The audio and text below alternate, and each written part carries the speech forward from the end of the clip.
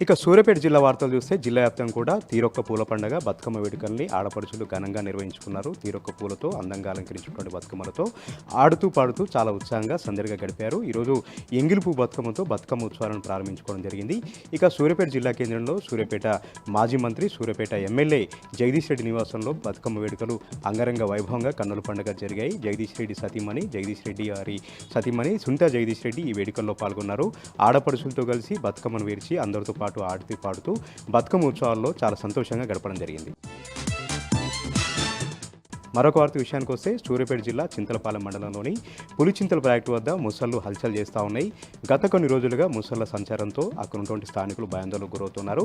తాజాగా నిన్న రాత్రి 8 అడుగుల పొడవున్నటువంటి ఒక ముసలి పులిచింతల డ్యామ్ మీదకి వచ్చి ఒక్కసారిగా అక్కడ పడుకోవడంతో వాహనదారులు ఒక్కసారిగా భయాందోళనకు గురయ్యారు. వాహనాల శబ్దం అదేవిధంగా మనుషుల అలికిడితో ఆ డ్యాంలోకి దూకిందని కూడా ప్రత్యక్ష సాక్షులు చెప్తా ఉన్నారు.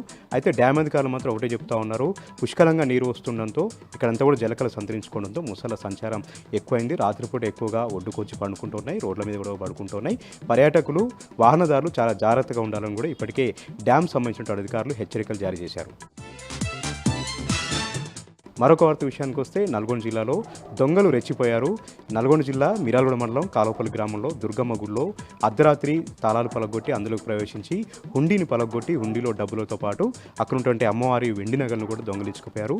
ఈ దొంగతనం దృశ్యాలన్నీ కూడా సీసీ కెమెరాలో రికార్డు కావడంతో పోలీసులు సీసీ కెమెరా సంబంధించిన ఫుటేజ్ ఆధారంగా కేసు నమోదు చేసుకొని దర్యాప్తు చేస్తూ ఉన్నారు.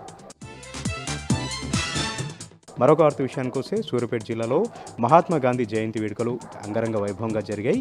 సూర్యాపేట కలెక్టరేట్లో తేజస్ నందలాల్ ఎవరైతే కలెక్టర్ ఉన్నారో ఆయన ఆధ్వర్యంలో మహాత్ముడికి పూలమాలలు వేసి ఘనంగా నివాళులర్పించి మహాత్ముడి ఆశయాల సాధనకు యువత నడుం బిగించాలి, మహాత్ముడు సూచించిన దారిలో నడిచి ప్రతి ఒక్కరు కూడా తమ లక్ష్యాలను చేరుకోవాలని కూడా సూర్యాపేట జిల్లా కలెక్టర్ తేజస్ నందలాల్ పిలుపునివ్వడం జరిగింది.